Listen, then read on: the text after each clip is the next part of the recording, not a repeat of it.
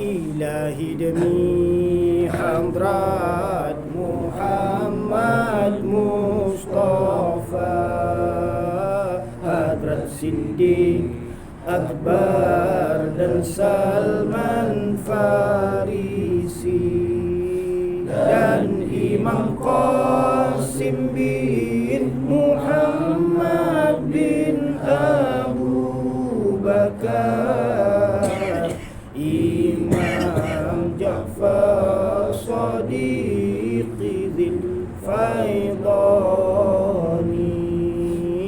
Hadrat Khaja Abu Yazid Bistami, Hadrat Khaja Abul Hasan Kharqani, Hadrat Khaja Abu Ali Faramadi, Khaja Abu Yaqub Yusuf Hamdani, Hadrat Khaja Abdul Khaliq Ghijduani, Hadrat Khaja Arifiri Wakari, Hadrat Khaja Mahmud Anjir Faghnawi, Hadrat Khaja Azizan Ali Ramitani, Hadrat Khaja Muhammad Baba Samasi, Hadrat Khaja Amir Kullal Khajagani, Hadrat Imam Sayyidi Shah Naqsyabandi,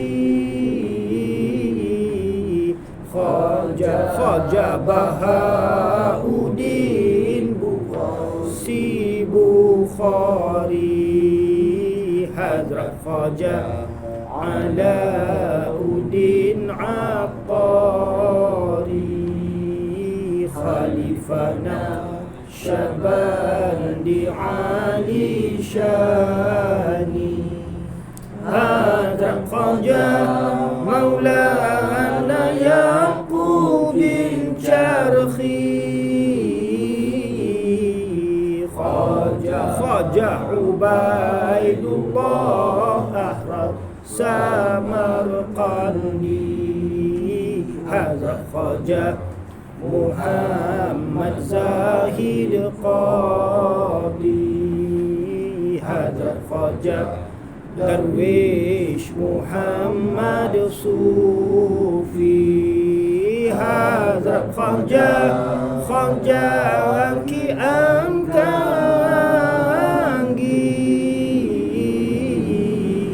Sahib Irfan Khaja Baqi Billahi, Hadrat Qayyum Zaman Imami Rabbani, Syekh Ahmad Sir Hindi Mujaddid Al-Sani, Khaja Muhammad Ma'sum Urwatil Wusta,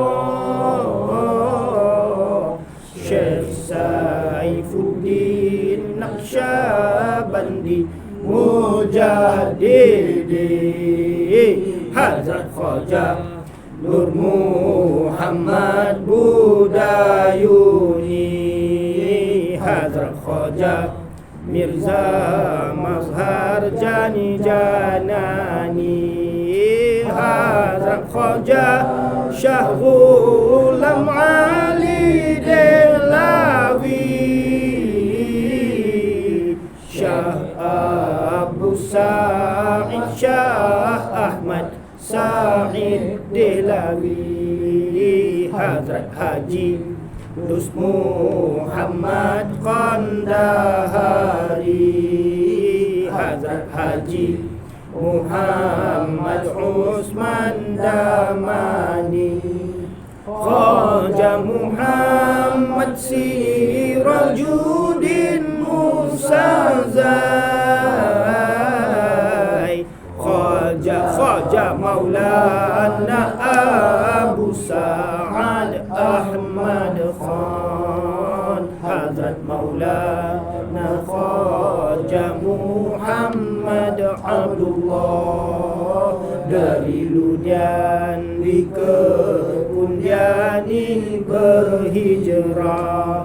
Pirani pir dastagir khajagan,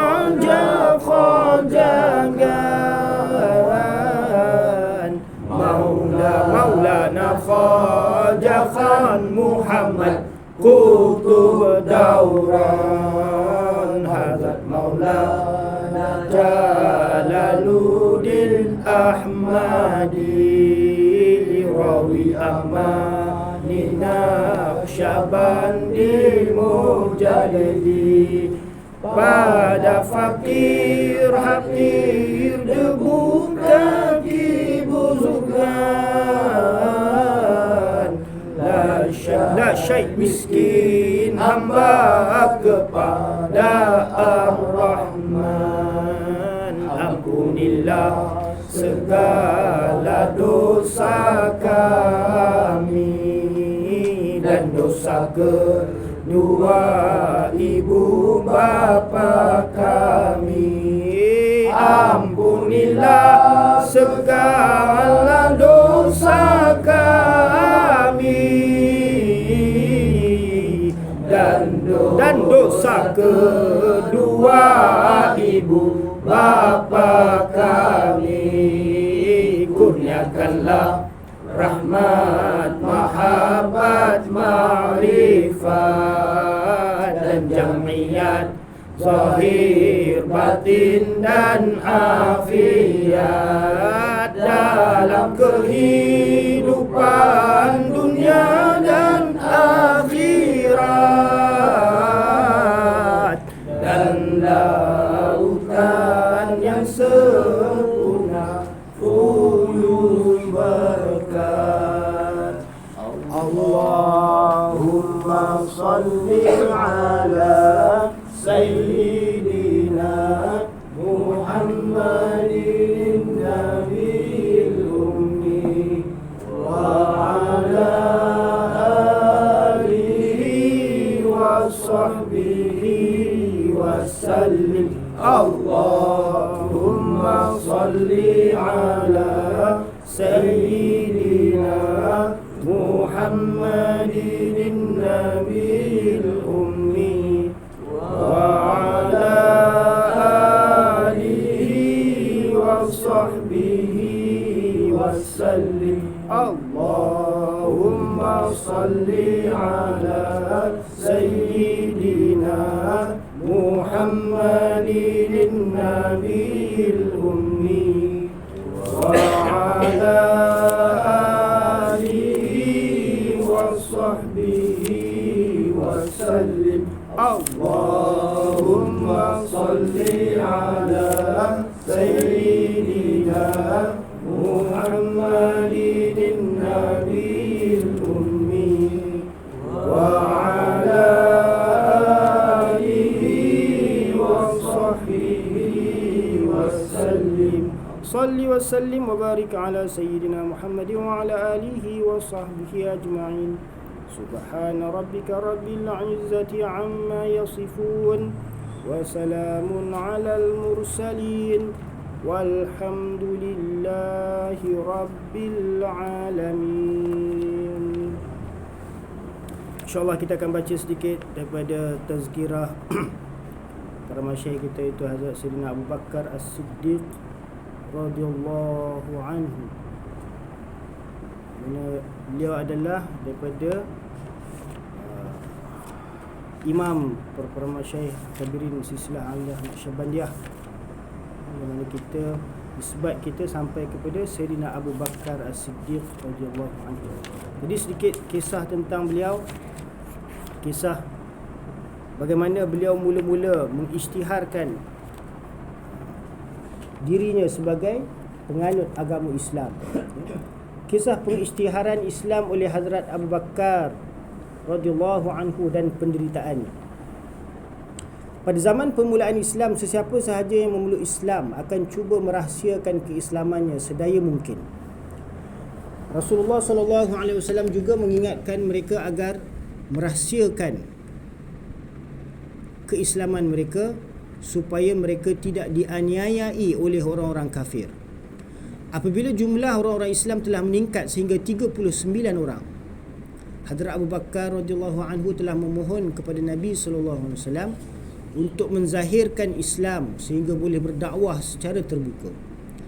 Pada mulanya baginda sallallahu alaihi wasallam menolak, tetapi atas desakan Hadrat Abu Bakar radhiyallahu anhu, baginda sallallahu alaihi wasallam memperkenankan permohonan itu. Hadrat Abu Bakar radhiyallahu anhu telah membawa semua orang Islam ke Baitullah. Kemudian beliau telah memulakan ucapan dakwah. Ini ialah ucapan pertama yang telah disampaikan dalam Islam. Bapa saudara Nabi SAW, ketua para syuhada, iaitu Hazrat Hamzah radhiyallahu anhu, telah memeluk Islam pada hari itu, dan Hazrat Umar radhiyallahu anhu 3 hari selepas hari itu. Sebaik saja ucapan bermula, orang kafir dan puak musyrikin terus menerkam orang-orang Islam dari 4 penjuru. Walaupun kehebatan dan kemuliaan Hazrat Abu Bakar radhiyallahu anhu secara amnya diakui di seluruh Mekah, namun beliau tetap dipukul begitu sekali sehingga wajahnya berlumuran darah. Hidung, telinga dan semua anggotanya telah lebam sehingga wajah beliau tidak dikenali lagi. Beliau telah dipukul dengan kasut, ditendang, dipijak. Malah perkara yang tidak patut dilakukan pun telah diperlakukan terhadap beliau sehingga beliau jatuh pingsan. Setelah Banu Taim, orang-orang kabilah Hadrat Abu Bakar radhiyallahu anhu mendengar berita itu, mereka datang lalu mengusung beliau pulang. Semua orang yakin bahawa Hazrat Abu Bakar radhiyallahu anhu tidak akan dapat hidup lagi akibat serangan yang begitu kejam. Banu Taim telah datang ke Masjidil Haram dan mengisytiharkan bahawa kalaulah Hadrat Abu Bakar radhiyallahu anhu meninggal dunia kerana peristiwa tersebut, maka mereka akan mengambil tindakan balas dengan membunuh Utbah bin Rabi'ah. Dialah yang paling ganas semasa menyerang Hazrat Abu Bakar radhiyallahu anhu. Hadrat Abu Bakar radhiyallahu anhu tidak sedarkan diri sehingga ke petang. Walaupun telah dipanggil berkali-kali, beliau tetap tidak dapat menjawab dan tidak berkata-kata. Pada waktu petang, barulah beliau dapat bercakap setelah diseru namanya. Dalam keadaan itu pun, lafaz yang mula-mula sekali keluar dari mulutnya ialah, bagaimanakah keadaan Rasulullah sallallahu alaihi wasallam. Orang ramai mula mengutuknya. Oleh sebab Muhammadlah kamu menerima musibah ini. Setelah sepanjang hari berada di rahang maut, kemudian baru boleh bercakap. Masih lagi kamu bertanyakan hal Muhammad, dan masih lagi kamu mengasihinya. Orang ramai mula bangun meninggalkan beliau kerana kecil hati terhadap beliau. Lagipun masih ada harapan untuk beliau hidup, dan beliau sudah mula boleh bercakap. Mereka berpesan kepada ibunya Ummu Khair supaya menyediakan apa-apa makanan untuknya. Ibunya telah menyediakan makanan. Beliau membawa makanan itu dan mendesak Hadrat Abu Bakar radhiyallahu anhu supaya memakan makanan itu. Tetapi Hadrat Abu Bakar radhiyallahu anhu masih tetap dengan pertanyaannya, bagaimanakah keadaan Rasulullah sallallahu alaihi wasallam? Apakah yang telah berlaku kepada baginda? Ibunya berkata, aku tidak mengetahui keadaannya. Hazrat Abu Bakar lalu berkata, pergilah berjumpa Ummu Jamil, iaitu adik kepada Hazrat Umar radhiyallahu anhu, dan bertanyakan kepadanya apakah keadaan baginda, demi untuk menyempurnakan permintaan daripada seorang anak yang telah dizalimi sebegitu rupa.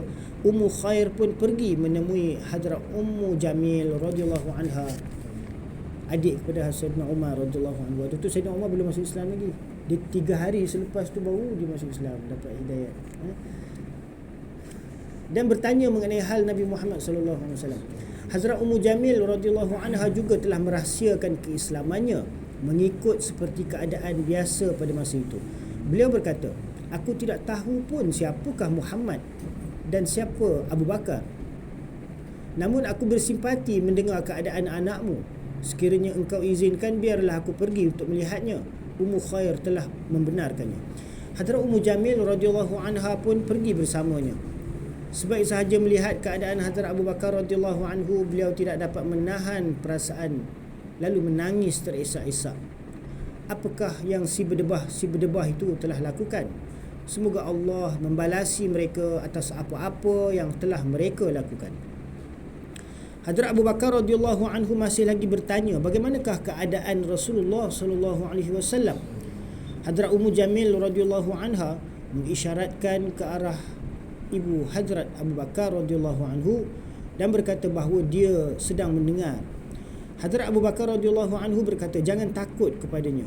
Maka Hadrat Ummu Jamil radhiyallahu anha pun menyampaikan berita baik sambil berkata, baginda sallallahu alaihi wasallam berada dalam keadaan sihat lagi selamat. Hadrat Abu Bakar radhiyallahu anhu bertanya lagi, di manakah baginda sekarang ini?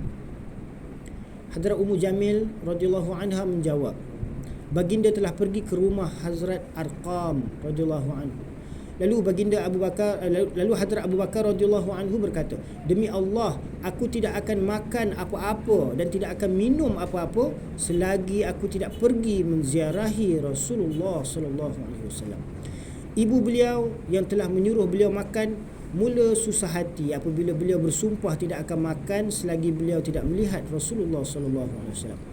Oleh sebab itu, ibunya telah menunggu sehingga tiada orang lalu lalang di jalanan agar tiada sesiapa yang akan nampak beliau dan semoga tidak lagi berlaku kezaliman terhadap beliau. Apabila sebahagian besar malam berlalu, Ummu Khair telah membawa Hadrat Abu Bakar radhiyallahu anhu ke rumah Hadrat Arqam radhiyallahu anhu bertemu dengan baginda Nabi sallallahu alaihi wasallam. Hadrat Abu Bakar radhiyallahu anhu terus memeluk baginda sallallahu alaihi wasallam dan baginda sallallahu alaihi wasallam pun memeluk beliau sambil menangis. Orang-orang Islam yang ada di situ pun turut menangis kerana tidak sampai hati melihatkan keadaan Hadrat Abu Bakar radhiyallahu anhu. Selepas itu Hadrat Abu Bakar radhiyallahu anhu memohon daripada Nabi sallallahu alaihi wasallam, ini ialah ibu saya. Tuan tolonglah doakan hidayat untuknya dan dakwahlah dia kepada Islam. Mula-mula baginda Rasulullah sallallahu alaihi wasallam mendoakan hidayat untuknya. Kemudian baginda sallallahu alaihi wasallam memberi galakan kepadanya untuk memeluk Islam dan beliau pun menerima Islam pada masa itu juga. Keterangan daripada kisah ini, ramai yang mendakwa bahawa mereka sangat cinta, kasih kepada ketika hidup senang dan mewah. Yang ini mereka sangat kasih dan cinta ketika hidup senang dan mewah. Namun kasih dan cinta yang sebenar ialah yang terus berkekalan walaupun ditimpa musibah dan penderitaan. Itulah kisah Hadrat Sayyidina Abu Bakar radhiyallahu anhu, yang mana ketika mula-mula beliau memeluk agama Islam, dugaan yang diterimanya pun sangat berat. Jadi semoga Allah Subhanahu Wa Taala mengurniakan kita sedikit sebanyak limpahan faiz daripada Hazrat Sayyidina Abu Bakar As-Siddiq radhiyallahu anhu, kerana beliau memperolehi nisbat zahir batinnya daripada baginda Nabi sallallahu alaihi wasallam, yang menjadi peneman baginda Nabi sallallahu alaihi wasallam ketika berhijrah ke Madinah, dari Mekah ke Madinah, di mana Hazrat Sayyidina Abu Bakar radhiyallahu anhu adalah orang yang pertama mendapat nisbat ma'iyat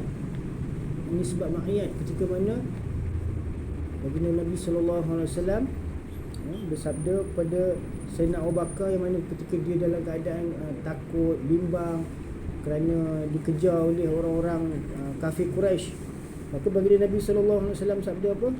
La takhaf wa la tahzan, innallaha ma'ana. Jangan takut dan jangan bimbang kerana sesungguhnya Allah Subhanahu Wa Taala beserta kita. Jadi beliau Sayyidina Abu Bakar adalah khalifah Nabi, khalifah Rasulullah sallallahu alaihi wasallam yang pertama, ya. Sebelum Sayyidina Umar, Sayyidina Uthman dan Sayyidina Ali, ya. Yang mana mereka ni adalah khulafa'ur rasyidin, maka Sayyidina Abu Bakar As-Siddiq adalah khalifah yang pertama. Beliau memperolehi nisbat ilmu pengetahuan yang zahir dan yang batin daripada baginda Nabi sallallahu alaihi wasallam, dan nasab keturunan baginda Nabi sallallahu alaihi wasallam, Sayyidina Abu Bakar bertemu dengan nasab baginda Nabi sallallahu alaihi wasallam pada Murrah bin Ka'ab, yang mana syajarah silsilah keturunan Sayyidina Abu Bakar Siddiq ni juga daripada kalangan bangsa Quraisy. Nama penuh beliau Abu Bakar As-Siddiq bin Abi Qahafah Utsman Amir bin Ka'ab